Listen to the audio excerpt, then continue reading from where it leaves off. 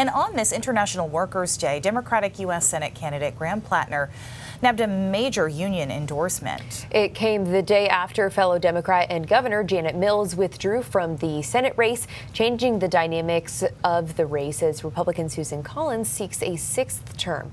Our Political Brew host Phil Hirschkorn has more. We are building the politics of the future.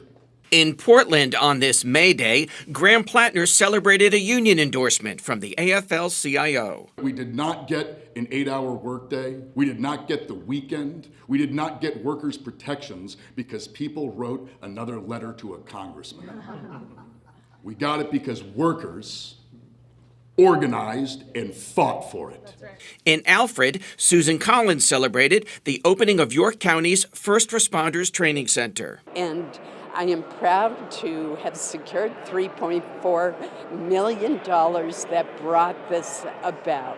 Collins, the first Mainer to chair the Senate Appropriations Committee in 92 years, talked about securing $50 billion for the nation's rural hospitals and federal funds to renovate 45 Maine fire stations. I'm very proud of the fact that I've been able to bring $1.5 billion to the state of Maine to support more than 650 projects all over the state. Platner talked about dreaming big and building a social movement. This campaign is not about just getting me elected to the U.S. Senate. It is not simply about defeating Susan Collins, as much of a necessity as that is. It is about building a broad-based coalition of working-class power again.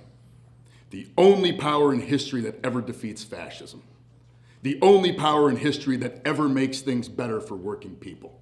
Both candidates acknowledging their premature new reality. 40 days before primary day, they'll be opponents on the November ballot. I look forward to what I hope will be a civil discussion of the important issues facing our country and the state of Maine.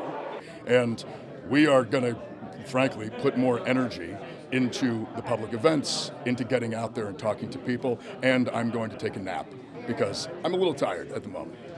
Collins vowed to build on that once-a-century opportunity chairing appropriations to keep delivering for Maine, while Platner promised union workers, if elected, he'll stand with them on picket lines, in the streets, and welcome them into his Senate office. In Portland, Phil Hirschkorn for News Center, Maine.